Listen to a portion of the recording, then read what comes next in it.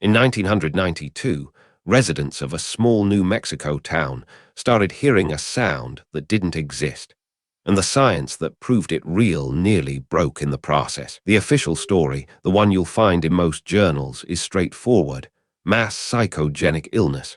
A few people heard something. Anxiety spread. Suggestion did the rest.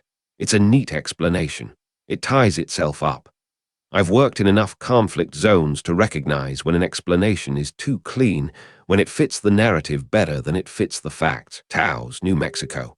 Population around 6,000. Elevation 7,000 feet. In the early 1990s, residents began reporting a persistent, low-frequency hum. Not a car, not machinery.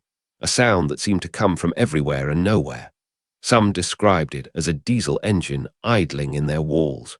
Others said it felt like living inside a subwoofer. The complaints piled up. Not dozens, hundreds. And they came from credible people: engineers, doctors, teachers. Not the sort to hallucinate collectively for fun. Yet when investigators arrived with equipment designed to measure low-frequency sound, they found nothing. The meters stayed silent. The hum vanished the moment they tried to quantify it. That's when the psychological explanation gained traction. It had to be psychogenic. It fit the data. No sound on the instruments meant no sound. The residents were either mistaken or, worse, unstable. Case closed. Except I've read the investigator reports myself, the ones that didn't make the headlines. Some researchers noted something odd. The hum was reported most often at night. It was strongest in homes with basements. It seemed to affect people with lower frequency hearing more acutely. These weren't random patterns. They were consistent, reproducible.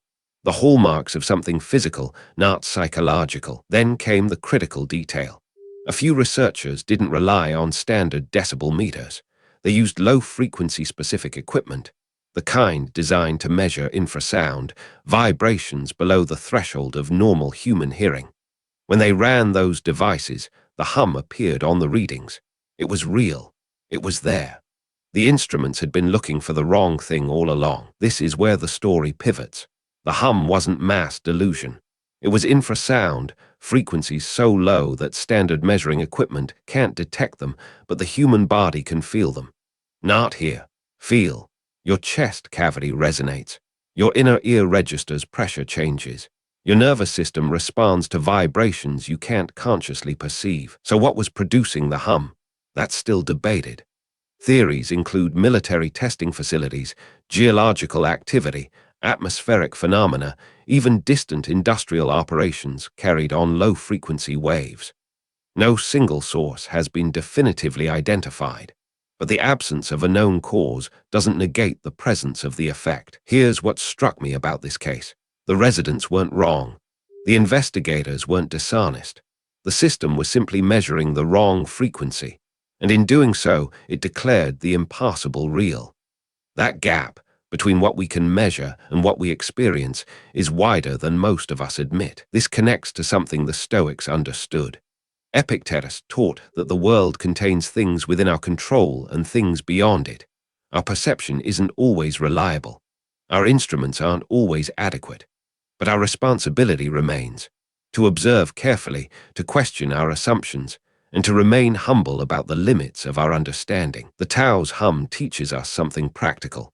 When reality doesn't fit your framework, the problem might not be reality. It might be your tools. It might be your assumptions about what deserves measurement. It might be your willingness to dismiss experience simply because it can't be easily quantified. In your own life, this principle applies directly. How many of your own experiences have you dismissed because they don't fit the standard measures?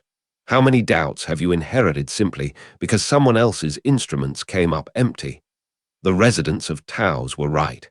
They just needed the right frequency. Subscribe for more cases where accepted wisdom collides with overlooked reality.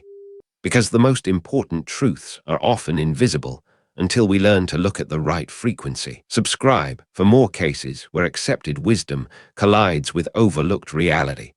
Because the most important truths are often invisible until we learn to look at the right frequency.